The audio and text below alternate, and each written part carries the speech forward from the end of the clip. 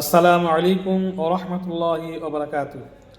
আজকে আমরা মহানবী সাল্লাল্লাহু আলাইহি ওয়াসাল্লামের একাধিক বিয়ে তিনি কার হুকুমে করেছেন, তার অনুমতি ছিল কিনা এই বিষয়ে একটু আলোচনা শুনব। বা একজন মুসলিম সর্বোচ্চ কয়টা পর্যন্ত বিয়ে করতে পারে।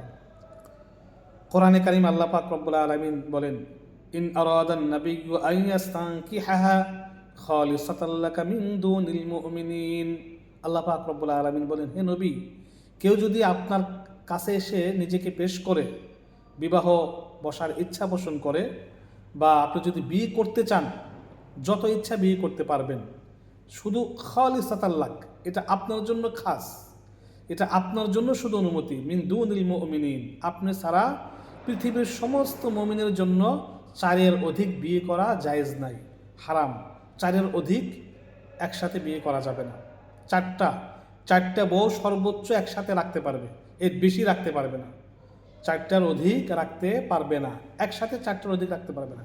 হ্যাঁ, একটা মরে গেলে আরেকটা করলো, আরেকটা মরে গেলে আরেকটা করলো, এইভাবে যদি 1000টাও করে তারপরে কোনো সমস্যা নেই, কিন্তু একসাথে চারের অধিক বিয়ে করা যাবে না। এটা রাসূলের জন্য শুধু খাস, আল্লাহ রাসূলের জন্য খাস। মহানবী সাল্লাল্লাহু আলাইহি সাল্লামের স্ত্রী হওয়ার বরকতে তাদেরকে উম্মাহাতুল মুমিনিনের মর্যাদা এবং বিশেষ প্রতিদান এবং তাদের নেক আমলের প্রতিদান অন্যদের থেকে ডাবল বা দ্বিগুণ হবে।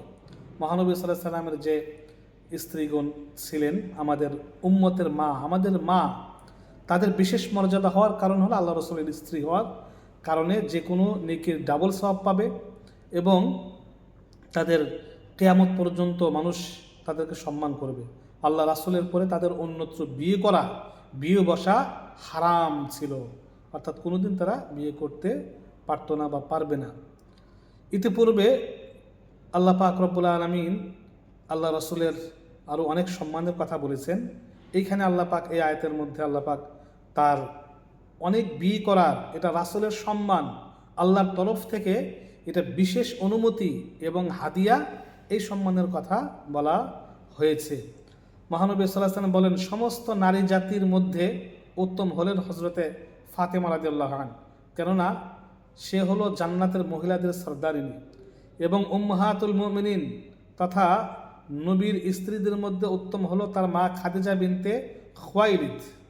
হযরত হুযায়ফা রাদিয়াল্লাহু আনহু বলেন, মহানবী সাল্লাল্লাহু আলাইহি ওয়াসাল্লাম ইরশাদ করেন, একজন ফেরেশতা একটা সুসংবাদ নিয়ে আগমন করেছে। এর পূর্বে সে কখনো জমিনে নামেনি।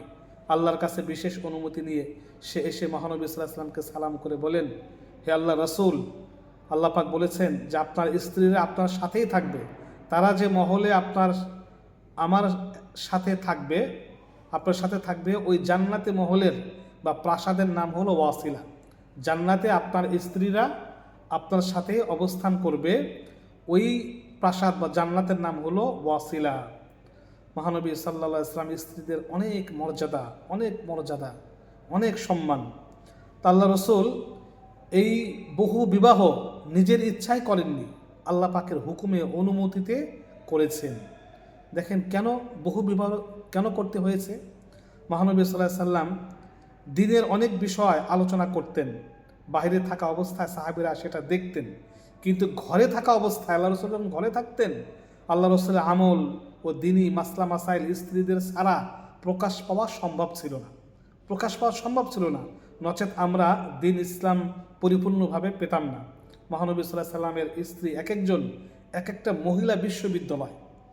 আল্লাহ রাসূল স্ত্রীদের ঘরে থাকতেন, কি করতেন, কি খেতেন, কিভাবে রাতের নামাজ আদায় করতেন, কিভাবে কখন সাহারি খেতেন ইত্যাদি সব মাসলা মাসাইল, অধিকাংশ মাসলা মাসাইল আল্লাহ রাসূলের বিবিদের থেকে উম্মত পেয়েছে।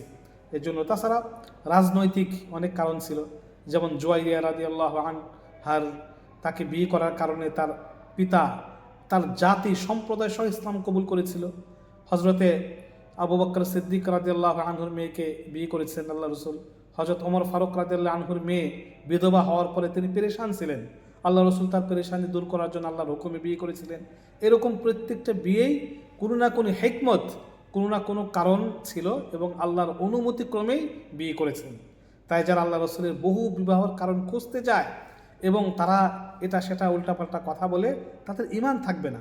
আল্লাহ রাসূল জৈবিক চাহিদা পূরণ করার জন্য কোনো বিয়ে করেননি, হযরত আয়েশা রাদিয়াল্লাহু আনহা ছাড়া আল্লাহ রসুলের প্রত্যেক স্ত্রী হলেন বিধবা, কয়েকবার বিয়ে হয়েছিল, এমনও ছিল। এই জন্য আল্লাহ রসুল জৈবিক চাহিদা পূরণের জন্য বহু বিবাহ করেননি। আল্লাহর হুকুমে যে কোনো হিকমতের কারণে আল্লাহ পাক হুকুম দিয়েছেন, আল্লাহ রসুল করেছেন।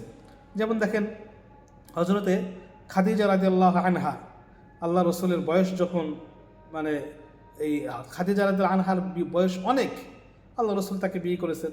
হজরতে সাউদা রাদিয়াল্লাহু আনহা, সাউদার বয়স যখন 50 বছর, আল্লাহ রসুল তখন বিয়ে করেছেন। এরকম প্রত্যেকটা নারীকে আল্লাহ রসুল বহু বয়সে বিয়ে করেছেন হেকমতের কারণে, আল্লাহ পাকের অনুমতিতে। নিশ্চয়ই কোনো না কোনো হেকমত ছিল। ভিডিও লম্বা হয়ে যাবে, প্রত্যেকটা স্ত্রীর বিবাহর কারণ এরকম রয়েছে। ভিডিও লম্বা হওয়ার কারণে আমরা সেটা বিরত থাকছি।